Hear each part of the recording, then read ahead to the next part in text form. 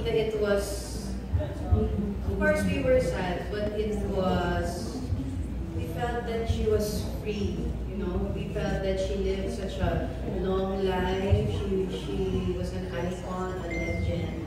So, of course, our whole family was sad, but it's different thinking about what to say about my dad. Kasi it's really gone too soon talaga.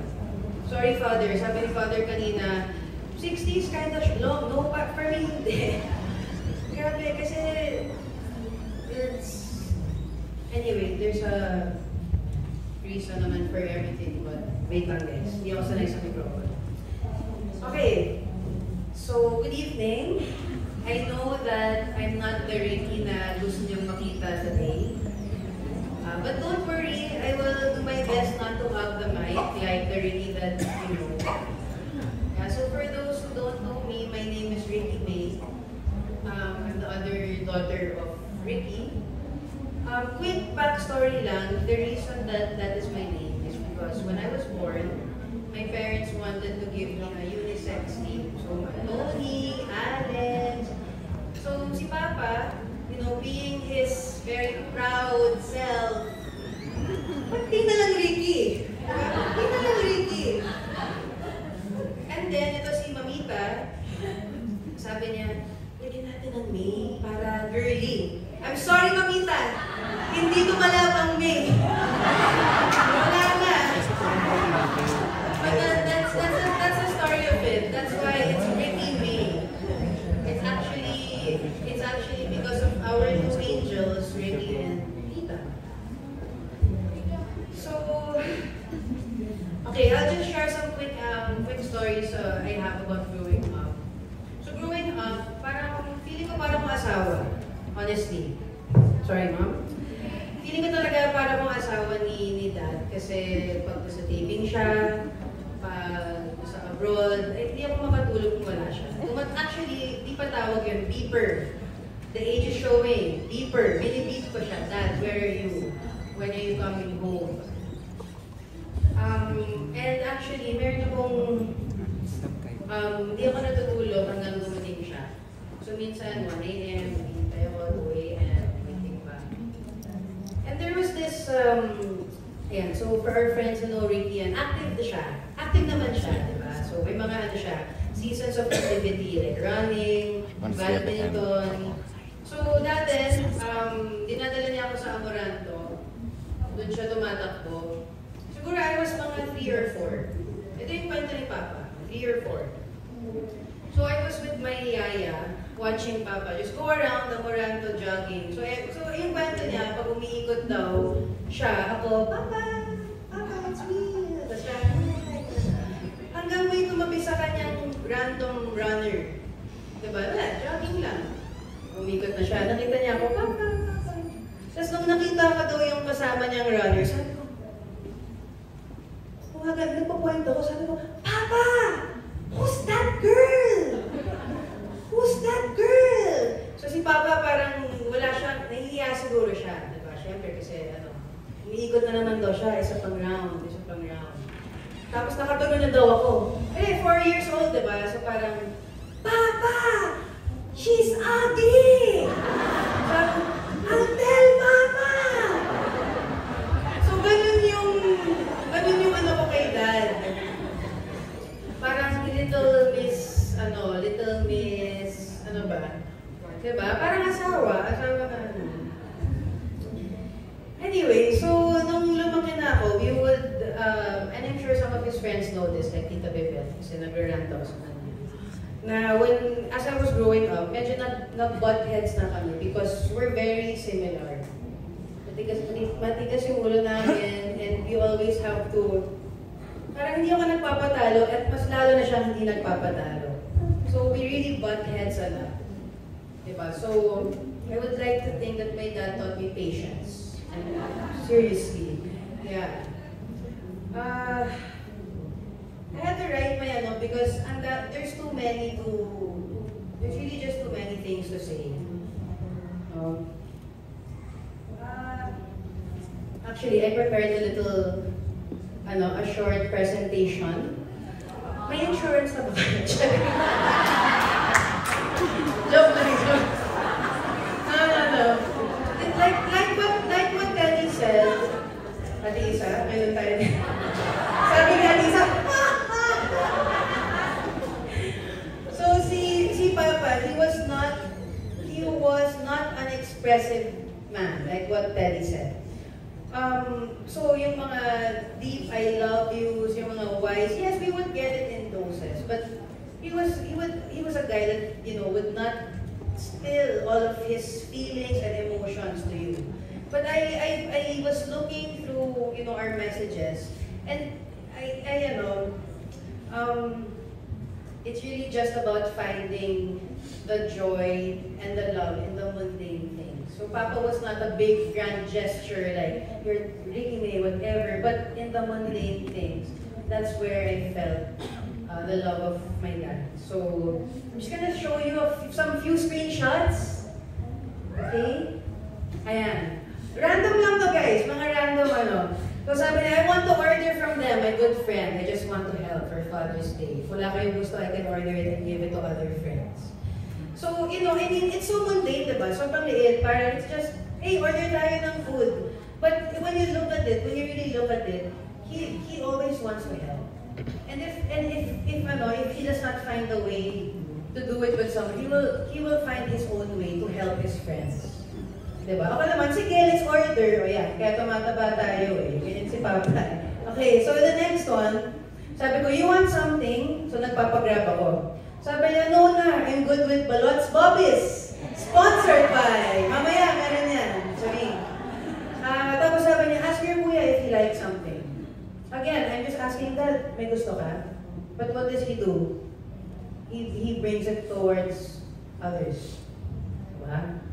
Okay, next one. Dad, use na naman chichir. Puro food na pala yung pinag-uusapan na. I did not realize this. Sabi niya, can you send Tostitos with a dip? Okay, next one. Ayan, this was the time that Ara had dengue. And this was COVID time. So we were all scared that it was COVID or it was, you know, something praning lahat. So sabi niya, that's good. Tell her to rest well, regain her strength, and to boost her immune system. Tell her to pray, meditate, and relax so she can sleep well. So actually, it's funny because when my dad was in the ICU na, and he was getting a bit, you know, anxious because syempre, it's a scary experience. This is something that we would actually repeat naman to him. We would play music, we would tell him to just relax, to breathe. So parang umikot din yung advice niya sa amin. Okay? And I just had to include this because he just randomly sent me sa taping niya na nakita din kanina. This is from Alternate with Ding Dong and Direct Dong. This is his death scene. Wala lang, random. I was like, Dad!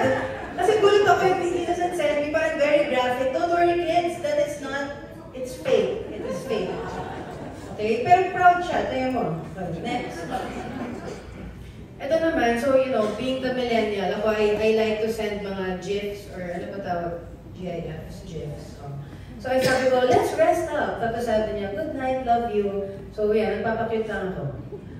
So, diba, he's really not a man of a lot of, he's a man of few words. But what he says, it has intention. And may, you know, he will make you feel something. Ito naman. Ito naman, very OC si Papa. So nakita niya, nag-tiktok kami ni Ara. He sent me the screenshot, he circled it, sabi niya, clean the area, no show in, tok-tok. Not TikTok. Guys, ito yung tok-tok. Yung tok-tok, yung mga app to, ito yung tok-tok sa TikTok, huwag kayong ano. Tok-tok. Sabi ko, wow. He actually learned how to edit the photo and ano, hindi nga siya maka-password sa Facebook, pero ito in-effort niya. Just to tell me it's dirty. Oo, diba?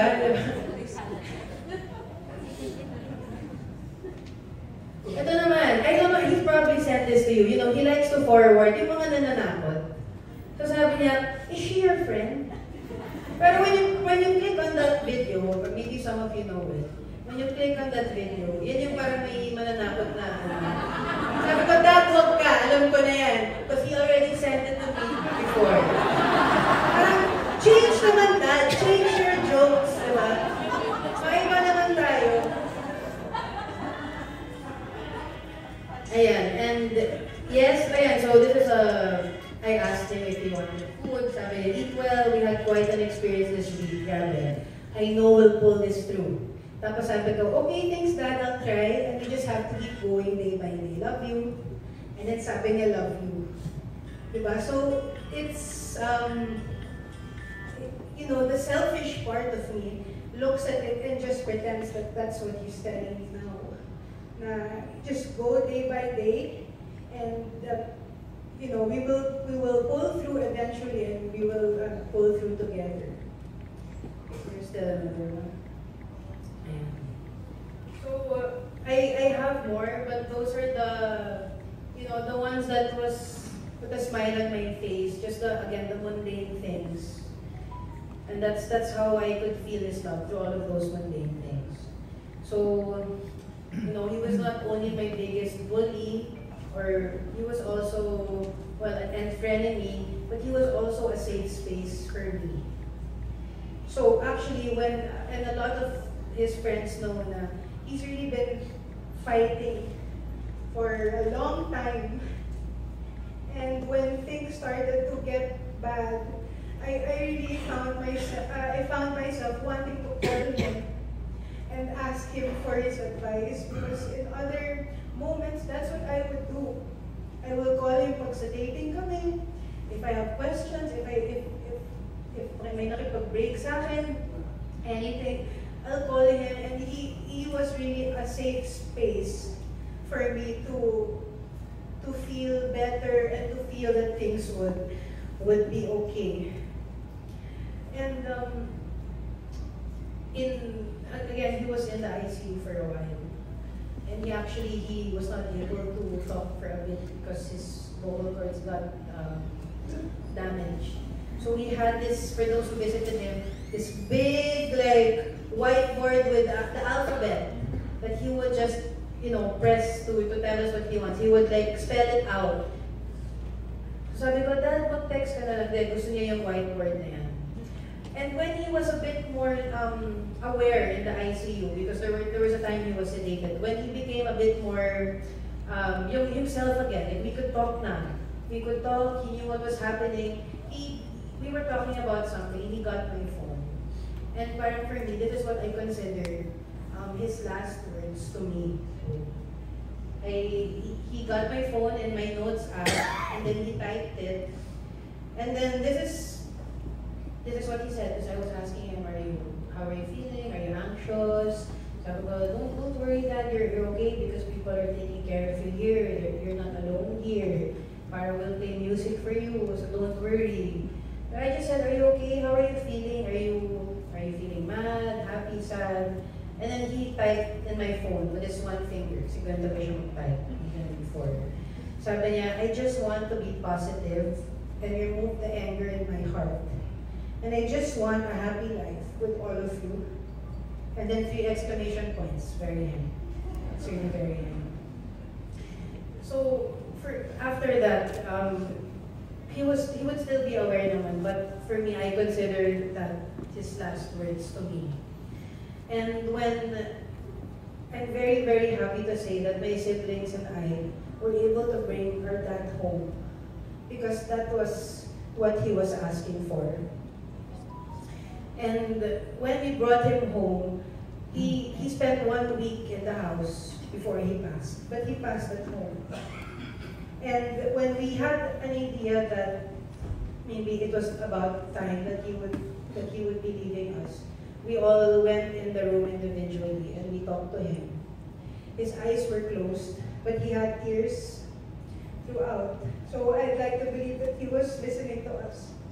And the last thing that I told him, I said, thank you for being my papa.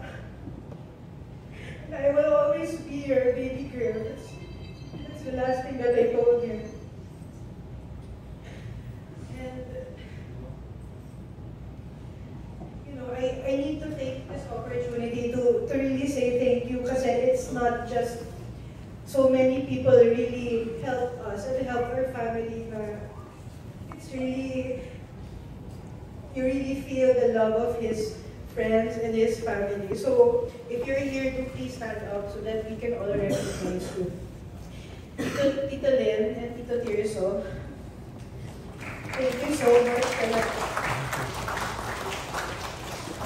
Because they were the ones that were there the first day that Dad was at the ICU. And they visited us, and they held our hands and we prayed. They prayed over Papa, and they prayed with us in the waiting room because we did not know that it would be such a long fight. So thank you. To the Wednesday Club, to Malu, Anna, Alan, to Cesar, and I hope I know everybody's names because minsan iba-iba yung pupunta sa group. But to the Wednesday Club, thank you so much. He loved hanging out with each of you. He loved eating the twice-cooked adobo. And every time that he would talk about his friends, kayo palagi yung bukang bibig niya. So thank you so much. And they're here, so I see Alan, I see Anna. So thank you so much. Tita Malu, I'm not sure if you're here, but... Oh, she's there, okay. So although she's fierce, you know, she's very fierce, I know how much she loved Papa. And all throughout, she has been really always checking on us, making sure that we're okay, making sure we have food. Pinapagalitan niya ako minsan na walang pagkain, but I know that that's part of her love for us. Tito Pong and Tito Pong Revilla and Tita Lani, I just wanted to say thank you so much also for visiting Dad, for all the help and support that you've provided our family. Also, Senator Bongo, Senator Alan Cayetano, Senator Grace Po, Senator Lito Lapid, Miss Imelda Papin, Senator Robin Padilla, and of course, Senator Jinggoy with Tita Presi and his family. And, actually, Senator Jinggoy is my ninong, and ninong, gusto na. Joke lang. No, actually, my dad was so proud because he was also the ninong of Jel Estrada. And so alam ko yung mga kumpare, proud sila na ninong kami. Yeah. But yeah, to the Estrada family, really thank you so much talaga for all throughout the months that we have been fighting. Thank you so much po for your guidance and for your help. To Tito Willie Revillame, Tita Sylvia Sanchez, to all of the Legends group, na ang dadami ninyo, but they are legends for a reason. Thank you so much for visiting Dad a week before we brought him home. Thank you for loving him. I know that there were times na hindi na kayo nakikita as much kasi nagiging busy, but just know that he really valued each and every one of your friendship. So my dad has a lot of friends, pero yung really close to his heart are you guys are really one of the ones that are close to his heart. And of course, to the Legends kids, sana matuloy natin ang ginawa ng mga magulang natin, and I hope that we can continue to celebrate, you know, in other occasions, not just like this. To the P-Elite family, sila Miss Regine, Miss Winnie, Miss Helen, Miss Michelle, Miss Obel, and all of you, thank you so much. So I'm not sure if you're here, but if you're here, just please stand up para they can acknowledge you.